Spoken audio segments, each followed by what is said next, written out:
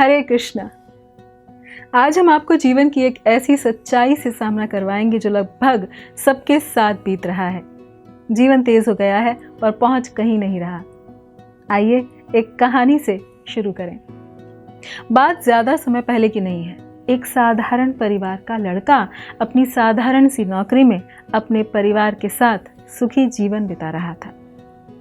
माता पिता अपने कामों में व्यस्त, छोटी बहन अपनी पढ़ाई में मस्त।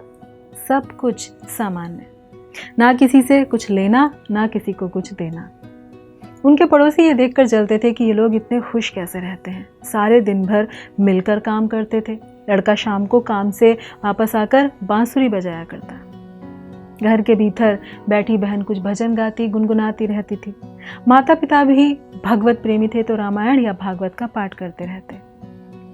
समय के साथ लड़के की शादी की बात चली और अच्छे घर की लड़की देखकर शादी भी हो गई। लड़के की पत्नी बड़ी सुघड़ और सुशील थी। वह भी जल्द ही घर के कामों में रच बस गई। ये देखकर पड़ोसियों के पेट में और दर्द रहने लगा। उनके घर से हंसने खेलने की आवाज आती तो इन्हें लगता कि घर में नई बहू आने के बाद घर में कुछ घमासान होना था, पर वो तो हुआ ही नहीं।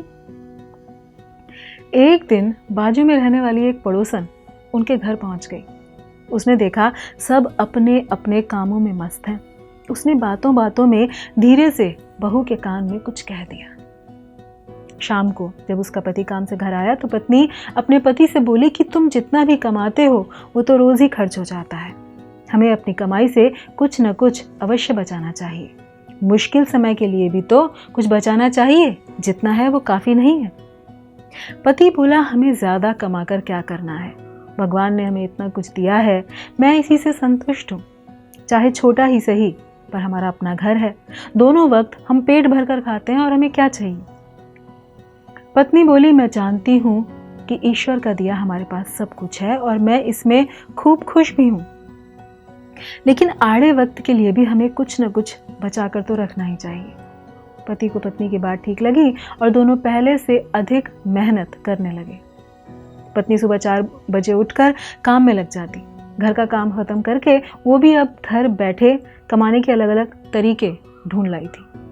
पति भी रात देर तक काम करता रहता था, लेकिन फिर भी दोनों अधिक बचत नहीं कर पाते। इसलिए दोनों ने फैसला लिया कि इस तरह अपना सुख चैन खोना उचित नहीं और वह पहले की तरह ही मस्त रहने लगे। एक दिन नौकरी से वापस आते समय पति के मन में आया कि क्यों ना नौकरी बदल लूं, ज्यादा पैसे मिलेंगे तो बचत भी हो जाएगी। नौकरी बदली, पैसे बचे। बहन की शादी में हाथ खोल के खर्च हुआ और सारी बचत खत्म। नई नौकरी में उसे पुरानी से ज्यादा समय देना पड़ता था। थकान ज्यादा होने लगी, इसलिए अब बांसुरी बजाने का समय नहीं मिलता। पैसे आने के कारण घर में 2 कमरों में 2 टीवी आ गए थे। माता पिता अपने कमरे में और पति और पत्नी अपने कमरे में व्यस्त। टीवी में नए नए प्रचार देखकर पत्नी की इच्छाएं और मांग बढ़ने लगी। वो हर आए दिन पति से कुछ न कुछ मांग करने लगी। पति थक हारने के बाद घर में क्लेश से बचने के लिए या फिर कभी प्रेम के कारण उसकी मांगे पूरी करता। एक दिन बाजू के घर से दादाजी आए और बोले, आजकल तुम्हारे घर से गीत गुनगुनाने और बांसुरी की आवाज नहीं आती, ऐसा क्या हो गया? घर में कोई परेशानी तो नहीं है? बहू ने दुखी होकर सारा किस्सा कह सुनाया। दादाजी ने कहा, तो ये बात है, तुम लोग चक्कर में फंस गए हो, 99 के चक्कर में। अब पत्नी की आंखें खुली। वो समझ गई कि कैसे थोड़े से अधिक के लिए उन लोगों ने अपने निश्चिंत जीवन का सत्यानाश कर दिया था। जो समय हाथ में है उसे व्यर्थ लालच और दिखावे के लिए धन उड़ाने में खराब कर लिया था। पहले वे लोग कितने सुखी थे, इसलिए समय रहते सब बदलाव को उन्होंने वापस अपने जीवन में अपनाया और घर में दोबारा सुख शांति का माहौल बन गया। हम देखते हैं कि कैसे आजकल हर घर की स्थिति ऐसी ही होती जा रही है। हर कोई चक्कर में पड़ा है और इसे ही 99 का फेर कहते हैं।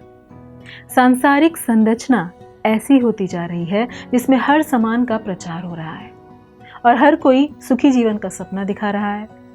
इस चक्कर में सुखी लोग भी इस मृग मरीचिका में फंसते जा रहे हैं। बस भाग रहे हैं पर पता नहीं कि पहुंच कहाँ रहे हैं। गीता में भगवान ने कहा है कि संसार दुख का घर है और यहाँ हर सुख अनित्य है। पर जो भक्ति में मन लगाएगा वो अपने इस जीवन में तो सुखी रह ही पाएगा, साथ साथ स्वयं को जन्म मृत्यु के चक्र से बाहर निकालकर जीवन का लक्ष्य भी प्राप्त कर पाएगा। इसलिए कहा गया है, सादा जीवन उच्च विचार, यही है सुखी जीवन का सार। धन्यवाद। हरे कृष्णा।